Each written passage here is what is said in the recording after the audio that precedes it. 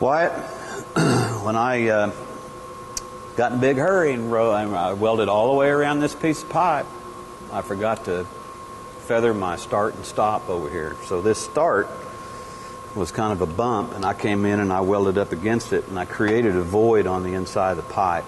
And it's not allowable. So if we shot the x-ray of this, it would come back and the inspector would have me fix it.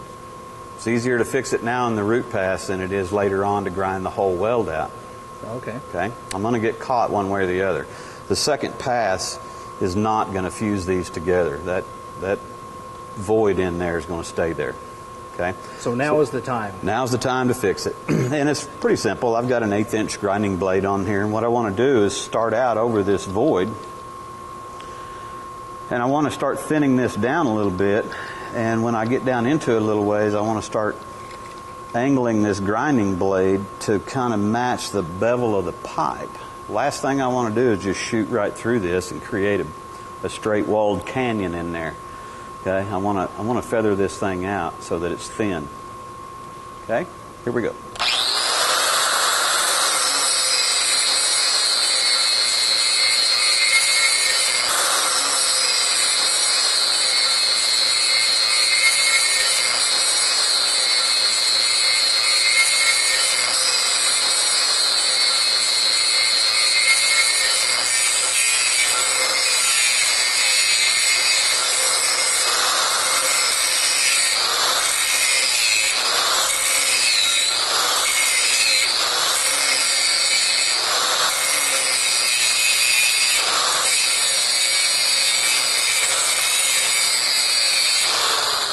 Okay, I have ground this really thin, and if you'll look closely, way down in the bottom of this, you'll notice that I've re-beveled this as I was grinding it, but I haven't really done anything as far as making this groove wider. But if you'll look right here, you'll see a little dot. See where it's ground really thin and where it's discolored? Yes. That is that void. Okay. So essentially that is just paper thin weld metal, but that is the void.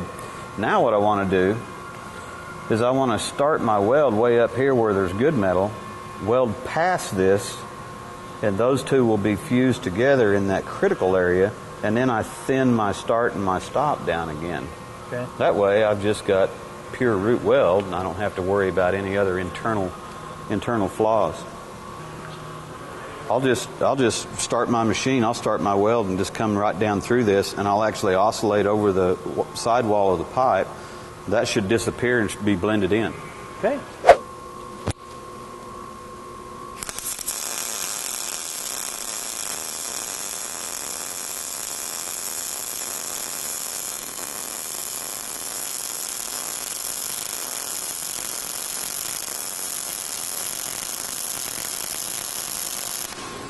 Wyatt, when I was welding across that, since I had that ground so thin, I did notice a hole open up, but it didn't, when it happened, it didn't bother me. I just kind of put my wire up on the sidewall of the bevel and kept going.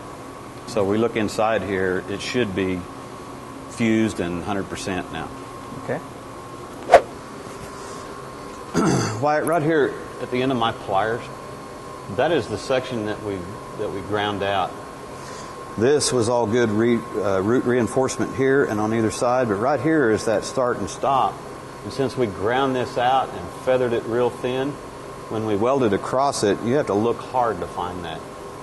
So basically we came off of good weld reinforcement, and all we did was hit that void, and it remelted that and got reinforcement on the inside, and then we blended into good weld metal on the other side.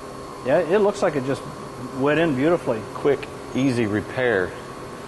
Now, if I had gotten lazy and waited, that took a total of about 30 seconds. It might take 30 minutes to repair it in the field, if not more.